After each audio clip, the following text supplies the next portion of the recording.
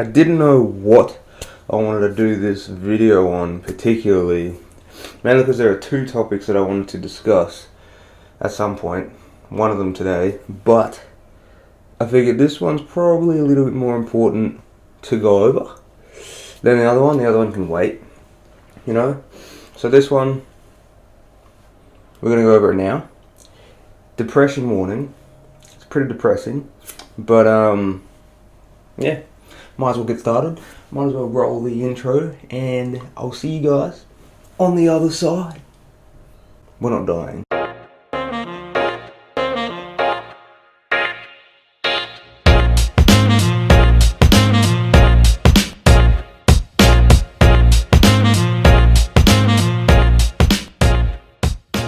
Alright, as I said before, this video is probably going to make you a little depressed. If it doesn't, then you probably lack the basic human emotions, and you probably walk around as excited as Billie Eilish. I'm just kidding. I love her. She's cool. And I also don't want her fans to kill me. If you've been keeping up with the news, you don't even have to be watching the TV, it's all over social media, it's all over the internet, then you would have been hit with a massive wave of open your eyes, people. So a comprehensive study made by, and I'm going to need to read this because it's long, Intergovernmental Science Policy Platform on Biodiversity and Ecosystem Services, or IPBES. They state that 1 million species of plants and animals are threatened with extinction. 1 million species. Just in case you didn't hear me. 1 million plants and animals. So in case you were wondering about the credibility of this report, let me tell you that this report was compiled by 145 experts from over 50 countries with roughly 310 contributing authors. That's nuts. They did this over 5 years. This provided them with an insight on the economic development and its effects on the natural environment. They then concluded that if we continue to go down this path, 1 million species of plants and animals will be affected in the near future. I'll place the IPBES report down below, so I definitely would recommend you go check that out. Actually, click on that link, open a new tab, continue watching this video, you go over and have a look, because it is worth the read if you want to stay up to date with what is happening currently with our species, or with our environment, with the Earth's environment. It's not good. So the question that a lot of people are asking, or are probably thinking, is how did we let this happen? The short answer is humans suck. We take everything, we change everything to benefit our needs. That's not what we want to hear. The IPBES have shown 5 main drivers that are causing this to happen. Number 1, the alteration of land and sea. So humans have twisted and altered 75% of the terrestrial landmass and 66% of the marine environment since the Industrial Revolution. Number 2, overexploitation. So the IPBES states that in 2015, over 33% of marine animal stocks were unsustainably fished. Number 3, you've got climate change. They've stated that climate change is impacting half of the threatened mammals and 25% of all bird species. Number 4, you've got pollution. 300 to 400 million tons of waste is consistently dumped into the Earth's ocean annually. Annually. Come on, guys. Number 5, invasive species. Probably didn't think of that one.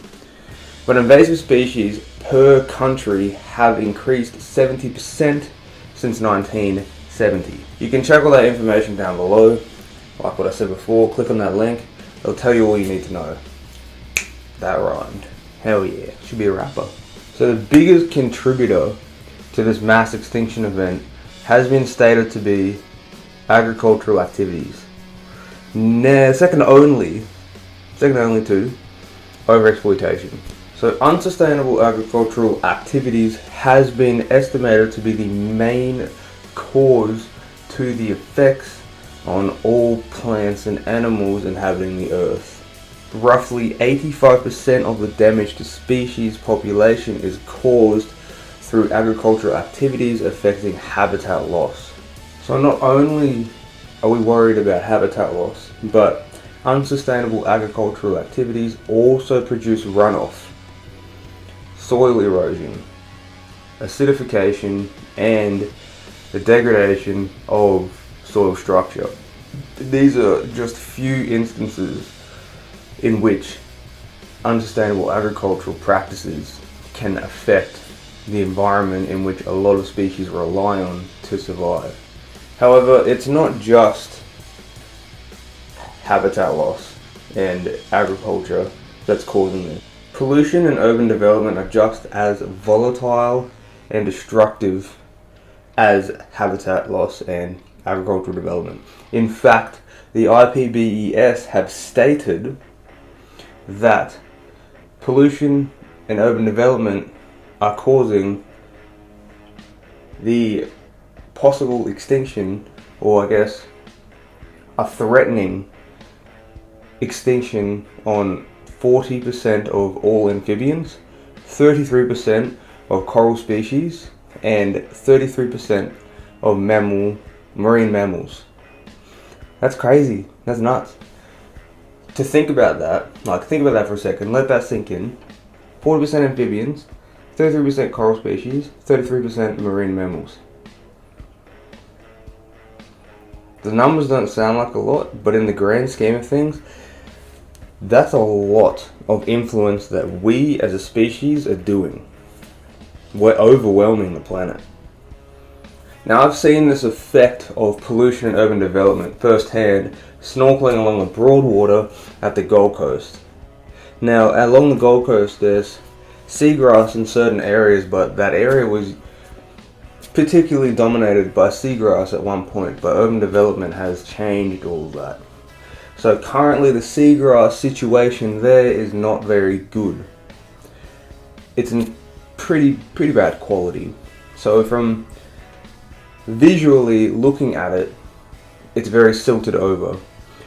It doesn't look very healthy, and there's not a lot of life living in that seagrass from what I've found. I'll see if I can find some footage of when I went snorkeling in that area.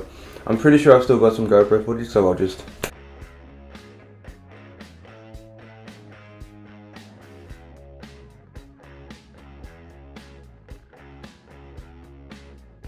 A lot of the species, or a lot of marine animals, rely on seagrasses when that is in the area. Seagrasses provide a great place for reproduction, a great place for feeding, an ideal spot for juvenile development, and an ideal spot for a lot of herbivorous fish species to live in. You get protection, you get food. So another depressing fact is that humans have, or are still currently, creating dead zones in the ocean. Now, dead zones are areas that are experiencing hypoxic conditions. And what I mean by this is they have a lack or a low amount of oxygen, meaning that a lot of the species that inhabit that area are going to suffocate. Now, currently there are 400 oceanic dead zones on the Earth's, or in the Earth's waters. You combine those together and that's pretty much the same size as the United Kingdom. We can no longer say that we had no idea, or how is this happening, or what caused this, or doubt. There's no cause for or need for confusion. We don't have the right to be confused anymore. we've been given so much information on what we've been doing to our planet, how we can stop this, and what's going to happen if we don't stop this. Attenborough, the legend, spent his entire life trying to get this point across, trying to show people the beauty of the environment through media, through modern technology, and still we're too complacent to lift a finger. We still have time. The IPBES states that it's not all grim, it's not all black and white. We've still got time to change, but we need to be proactive about what we're going to do in terms of change. We need environmental policies put in place to reduce greenhouse gas emissions. We need legislation for sustainable food production.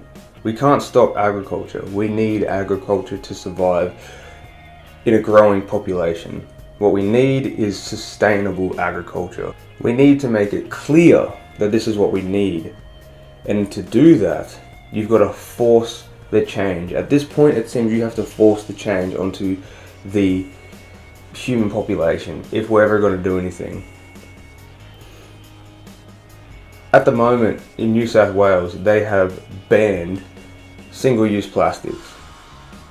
That's what we need to do for a lot of things. Just ban it. Make people change by forcing it upon them. Sounds like crap, but at this point, sounds like a perfect solution. One final depressive note. In the wise words of David Attenborough, he says that we have truly entered the age of humans. The natural environment is at our mercy, and that cannot be any more accurate. Okay? It is at our mercy. You can't deny it, and if you do deny it, you are probably part of the problem. The natural environment is at our mercy. We need to change. We need to fix what we've done if we want our kids, I've said this before, I'll say it again, survive in the future. We need to educate and not eradicate. The slogan of my YouTube. Okay? That's what we need to do if we're going to get this point across. 1 million species is a lot of species to be threatened with extinction, and the cause is us. So it is a hard topic to talk about, but that's why I'm here. Talk about these topics, get you guys fed that knowledge biscuit. I don't know what I was doing just then. But remember to educate, don't eradicate. Click that subscribe button down below, wherever it is, it's down there somewhere. Click that. Make sure you check out my latest video. And I will see you guys every single Wednesday of every week, of every month, and every year. Remember to click on Cape Clasp, one of the few companies doing something to better the environment. And I'll catch you later. Have a good one. Stay safe. Keep up to date. See you Wednesday.